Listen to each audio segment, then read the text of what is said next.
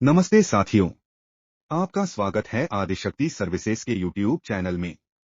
आम बजट से पहले देश में सूरजमुखी तेल सहित बाकी खाद्य तेलों का जरूरत से कहीं अधिक आयात होने की वजह से बीते सप्ताह देश के तेल तिलहन बाजारों में अधिकांश तेल तिलहनों के दाम में गिरावट रही। वहीं आपूर्ति की कमी के बीच उच्च आय वर्ग के उपभोक्ताओं की मांग निकलने की वजह से मूंगफली तेल तिलहन के दाम मजबूती दर्शाते बंद हुए। इस वीडियो में जानें किस तरह से आयात और बजट की उम्मीदों ने बाजार को प्रभावित किया है और कौन से तिल तिलहन के दाम बढ़े हैं और कौन से घटे। पूरी जानकारी के लिए वीडियो देखें। बाजार सूत्रों ने कहा कि देश के केंद्रीय बजट में खाद्य तेलों पर आयात शुल्क बढ़ाए जाने की उम्मीद में आयातकों ने सभी खाद्य तेलों का जरूरत से अधिक आयात किया, जिससे बाकी खाद्य तेल तिलहनों पर पहले से ही दबाव बना हुआ है। इसके अलावा सप्ताह के दौरान सहकारी संस्था नाफेड द्वारा सरसों की बिक्री मौजूदा एमएसपी 5,640 रुपये प्रति क्विंटल से कम दाम लगभग 5,500 रुपये प्रति क्विंटल पर करने की सूचना है। हालांकि इससे पिछले वर्ष का एमएसपी 5,450 रुपये क्विंटल था, लेकिन ऐसी सूचना है कि गुजरात में सरसों 5,155 रुपये क्विंटल, असम में 5,203 रुपये क्विंटल और मध्य प्रदेश में 5,519 से 5,531 रुपये क्विंटल के भाव बेचा गया है। एमएसपी से कम दाम पर बिक्री करने से सरसों किसानों का मनोबल कमजोर होगा। इस बिक्री की खबर के बाद बाकी सभी तेल तिलहन और दबाव में आ गए।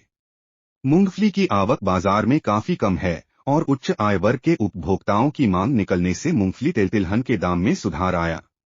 सूत्रों ने कहा कि सस्ते थोक दाम वाले सूरजमुखी तेल के अधिक आयात से सभी तेल तिलहन कीमतों पर दबाव है। आम उपभोक्ताओं को देखें तो शायद उन्हें पता नहीं चलता कि सूरजमुखी तेल के थोक दाम 2022 से 23 के मई महीने के 200 रुपये लीटर, खुदरा दाम 225 रुपये लीटर के मुकाबले मौजूदा वक्त में आधे से भी अधिक घटकर 80.50 रुपये लीटर, खुदरा दाम 140 से 170 रुपये लीटर रह गए हैं, जो 100 से 105 रुपये लीटर मिलना चाहिए। संभवतः उन्हें ऊंचे दाम में खाद्य तेल खाने की आदत लगी हुई है। उन्हें इस बात का एहसास नहीं है कि मौजूदा थोक दाम के हिसाब से उन्हें खुदरा बाजार में काफी सस्ते में यह तेल मिलना चाहिए। आमतौर पर ऐसे उपभोक्ताओं को लगता है कि पहले खुदरा बाजार में जो तेल उन्हें 225 रुपये लीटर के भाव मिल रहा था वह अब 140 से 170 रुपये के बीच के भाव पर मिल रहा है।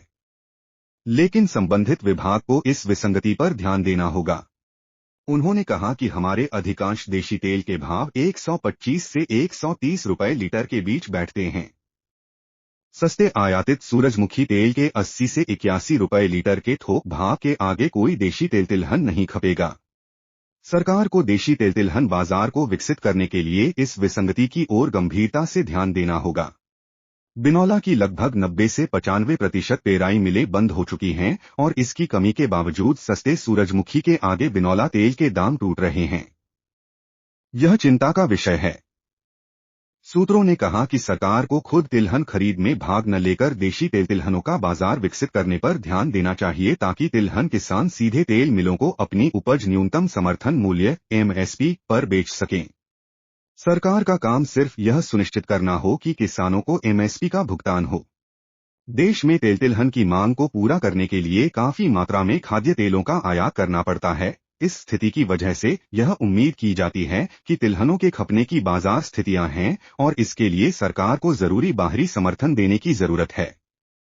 सूत्रों ने कहा कि कुछ निहित स्वार्थ के लोग अक्सर खाद्य तेलों की महंगाई का रोना रोते नजर आते हैं, लेकिन ये लोग भूलकर भी दूध की महंगाई के बारे में कुछ नहीं बोलते, जिसकी महंगाई का तेल तिलहन उद्योग से गहरा रिश्ता है। खाद्य तेलों के दाम सस्ते होंगे तो इस नुकसान को खल के दाम से पूरा किए जाने की वजह से तेल खल के दाम महंगे होंगे। यही कारण है कि हाल के दिनों में दूध के दाम कई बार बढ़ाए जा चुके हैं। सूत्रों ने कहा कि सरकार तिलहनों का एमएसपी हर साल बढ़ाती है, पर ऐसे में खाद्य तेलों का दाम बांधकर रखना उचित नहीं है। खाद्य तेलों का दाम भी उसी अनुपात में बढ़ाया जाना चाहिए।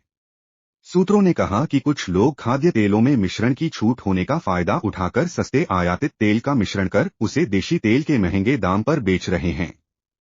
उन्हें मौजूदा स्थिति से लाभ मिल रहा है। सूत्रों ने कहा कि देश में दूध का कारोबार बढ़ने के साथ हर साल बिनौला खल की मांग लगभग 10% बढ़ जाती है। लेकिन सरकारी आंकड़ों के अनुसार सरकार की एमएसपी पर कपास नरमा की खरीद करने की गारंटी के बावजूद कपास खेती का रकबा पिछले साल के 113.54 लाख हेक्टेयर मुकाबले 6.86% घटकर 105.73 लाख हेक्टेयर रह जाना एक चिंता का विषय है। स्थिति को संभालने के लिए देशी तेल तिलहनों का बाजार विकसित करने की ओर ध्यान देना होगा। बीते सप्ताह सरसों दाने का थोक भाव 100 रुपये घटकर 5,850 से 5,900 रुपये प्रति क्विंटल पर बंद हुआ। सरसों दादरी तेल का भाव 75 रुपये घटकर 11,450 रुपये प्रति क्विंटल पर बंद हुआ। सरसों पक्की और कच्ची घानी तेल का भाव क्रमश 20 से 20 रुपये की गिरावट के साथ क्रमश 1,865 से 1,965 रुपये और 1,865 से 1,990 रुपये टिन 15 किलो पर बंद हुआ। समीक्षाधीन सप्ताह में सोयाबीन दाने और लूज का भाव क्रमश 95 से 90 रुपये की गिरावट के साथ क्रमश 4,475 से 4,495 रुपये प्रति क्विंटल और 4,285 से 4,410 रुपये प्रति क्विंटल पर बंद हुआ।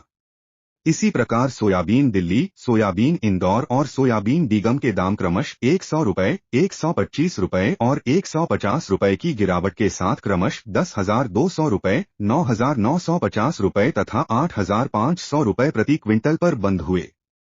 समीक्षाधीन सप्ताह में मांग निकलने की वजह से मूंगफली तिलहन कीमतें मजबूत रहीं।